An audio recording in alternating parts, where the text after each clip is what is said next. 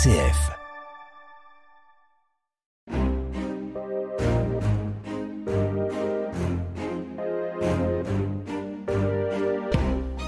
Ne pourrait-on pas avoir une église sans clergé ?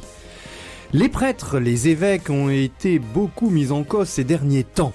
Accusations de cléricalisme, implication dans des problèmes de mœurs, gouvernance archaïque de l'église. Le clergé a-t-il encore un avenir ? Ne faudrait-il pas envisager une église sans clergé ? Père Jean-Baptiste Masson, qu'en pensez-vous ? Est-ce que l'existence du clergé est vraiment nécessaire pour la vie de notre Église ? Alors c'est une question qui m'a été posée récemment en paroisse, notamment autour de toutes ces questions, le rapport de la SIAZ, les problèmes de gouvernance pastorale aussi, avec une certaine ingénuité, en fait, on peut dire. Parce que forcément, moi, je suis prêtre, je fais partie de cette hiérarchie de l'Église, je fais partie de cette Église, cet aspect institutionnel et hiérarchisé de l'Église catholique. Et donc, en même temps, je trouve qu'il y a quelque chose de légitime dans le questionnement. Donc, moi, j'entends, est-ce que c'est nécessaire ? Donc, quel est le sens de l'existence du clergé ? Et donc, c'est une question qui, quelque part, m'a fait du bien parce que moi, ça m'a permis de me reposer la question du sens de mon sacerdoce et de l'essentiel. Et puis, une question aussi qui porte derrière sur est-ce qu'on s'y prend bien ? Voilà. Et donc, alors, la première chose que cette interpellation a provoqué en moi, c'est de revenir à l'Évangile en disant mais qu'est-ce que Jésus a voulu faire ? Et donc, c'est Ernest Renan qui disait Jésus a prêché le royaume et c'est l'Église qui est venue. Et il disait dans le sens d'une grande dérision en disant finalement c'est un échec de la prédication parce qu'il a parlé de l'amour du prochain, de la vie de Dieu, et puis finalement ça s'est dégradé dans une espèce d'institution qui était à cette époque-là, et pas seulement, extrêmement critiquée ou dénigrée. Mais donc, est-ce que c'est ce qui s'est passé ? Est-ce que Jésus a prêché le royaume et c'est l'Église qui est venue ? Et en fait, quand on regarde ce que Jésus a fait dans l'Évangile, on voit bien que il a fondé son Église et il pose les gestes de l'Église. Donc, par exemple, on voit dans l'Évangile de Marc, il institue les 12. Donc, le terme instituer, il les institua pour être avec lui. Et alors, ce qui est intéressant, c'est que donc il y a cette structure des 12. Et dans l'évangile de Jean, on voit que la communion d'amour entre les disciples, aimez-vous les uns les autres comme je vous ai aimé, elle prend un peu le pas sur cette institution des 12. On voit le terme les 12 apparaît, mais il est un petit peu en second par rapport aux disciples.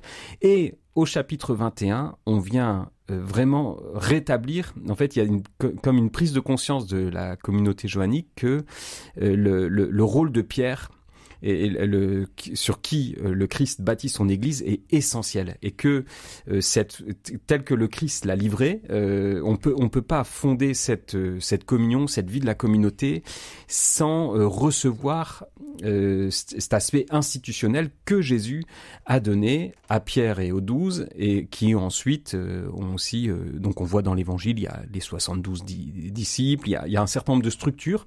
Alors, toutes ces structures, elles sont pas très précises, c'est-à-dire que il y a une institution qui est clairement fondée par le Christ, mais avec les sacrements aussi. Donc on y reviendra certainement parce que ça joue un rôle très important. L'annonce, la prédication de l'Évangile qui est confiée aux apôtres. Et donc après, dans le détail de l'Église, avec est-ce qu'il faut des papiers de telle façon pour s'inscrire pour le baptême, Jésus n'avait pas prévu. Ça, d'accord. Donc, dans la façon dont on va s'organiser sur l'administration d'un sacrement ou sur l'organisation d'une vie de paroisse, effectivement, il y a beaucoup de souplesse et il y a beaucoup de choses qui sont possibles, de différents possibles.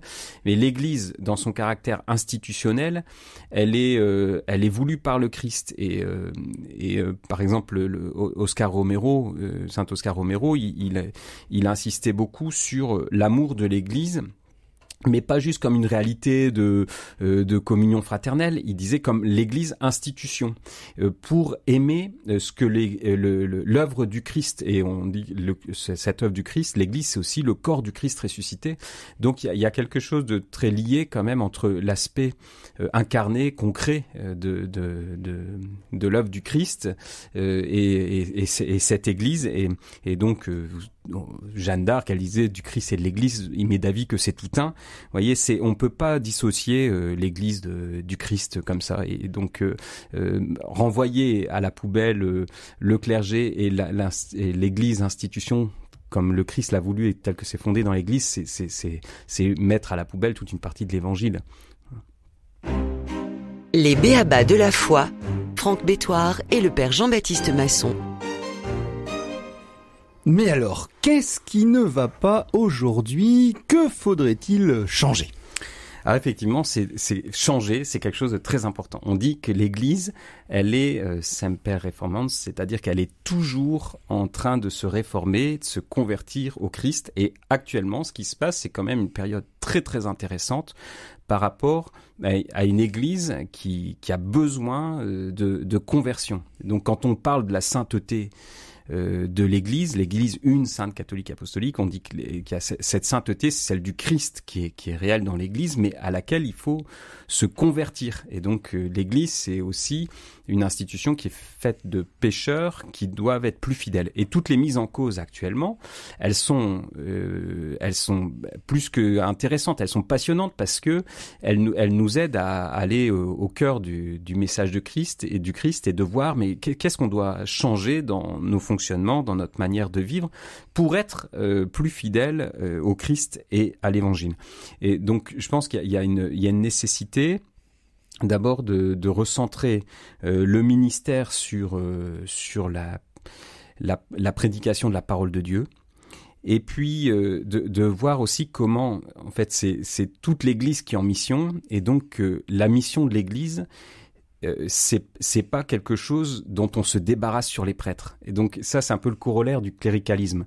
C'est-à-dire qu'il y a une espèce de consensus entre laïcs dans les paroisses et prêtres en disant Monsieur l'abbé, on vous tire notre chapeau, mais en contrepartie, on vous respecte, etc. Mais en contrepartie, nous comme chrétiens, on vient à la messe le dimanche, les mains dans les poches sans trop se mouiller. Voyez. Et la mission de l'Église, c'est votre souci. Et donc là, il y a vraiment, en corollaire de la question du cléricalisme, il y a une réimplication et une participation très forte du peuple de Dieu dans cette mission de l'Église qu'on porte ensemble. Et je suis très frappé il y a... Alors peut-être que c'est différemment senti à certaines générations, mais il y a une focalisation du questionnement sur les trois grandes questions du sexe, du pouvoir et de l'argent. Et en fait, on risque de pourrir dans un questionnement qui est réduit à ça. Et la nature de l'Église, donc il y a un synode sur l'évangélisation, sur la synodalité là qui est en train de se mettre en place. Dans l'Église, il y a trois termes, c'est communion, participation, mission. Communion et mission, c'est la nature de l'Église. C'est-à-dire que l'Église, elle est une communion dans le Christ et elle a pour objet, pour raison d'être, la mission, l'annonce de l'amour de Dieu à tous les hommes. Et entre les deux, l'attitude qui nous permet de vivre cette nature de l'Église, c'est la participation. Et donc là-dessus, il y a une attitude dont il faut tous corriger, donc prêtres et laïcs, d'être toujours en train d'aller dans la critique stérile plutôt que la participation.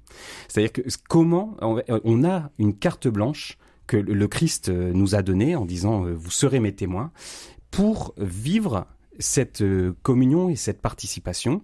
Et donc, il faut se saisir de ça. C'est très important de revenir à cette implication dans une mission commune.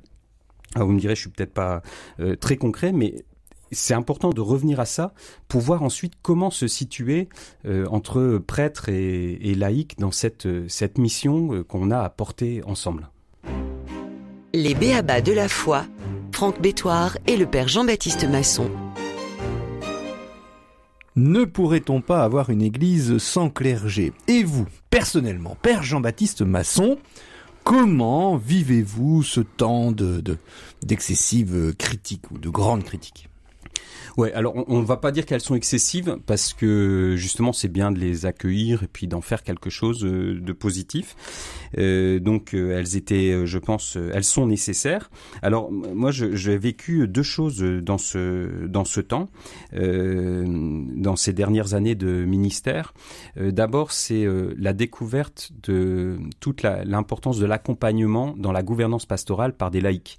C'est-à-dire que comme prêtre dans le ministère, on a un ancrage dans la parole de Dieu et il y a aussi une joie de donner les sacrements et de favoriser la vie spirituelle, etc. Mais on est noyé dans une gouvernance de l'Église sur laquelle on est loin d'avoir toutes les compétences. Et au séminaire, on avait eu comme formation à la gouvernance le fait d'être simplement serviteur. Et il y a eu un déficit, j'allais dire sidéral, en termes de gouvernance. C'est-à-dire qu'on nous a très peu appris à comment gouverner des communautés, comment exercer. Souvent, dans le cléricalisme, il y a aussi non pas un excès d'autorité, mais une incompétence du clergé sur l'exercice de l'autorité. Et donc là, ces dernières années, il y a eu beaucoup de choses qui ont progressé et là-dessus, on a pu bénéficier de l'accompagnement des laïcs et de l'implication des laïcs dans la gouvernance pastorale et je pense que c'est vraiment une voie à suivre sur tout ce qui est en termes de gouvernance et d'organisation de la mission et de la vie de l'Église. Il faut qu'on s'appuie vraiment sur des compétences de laïcs et que les laïcs soient impliqués dans cette gouvernance. Et puis, il y a vraiment aussi cet approfondissement du sens du ministère, de pouvoir porter l'amour du Christ aux blessés de la vie, aux malades, à travers les sacrements, comment chacun peut approfondir sa relation au Christ et cheminer. Et de comprendre aussi que c'est d'abord à travers ça que nous spécifiquement comme prêtres aussi on peut faire vivre le royaume de Dieu dans les âmes et faire avancer l'Église. Et donc il y a ces deux aspects, à la fois de mise en cause en termes de gouvernance et de type de collaboration avec les laïcs, et puis d'approfondissement du sens du ministère vraiment vécu dans les sacrements et dans l'annonce de l'Évangile.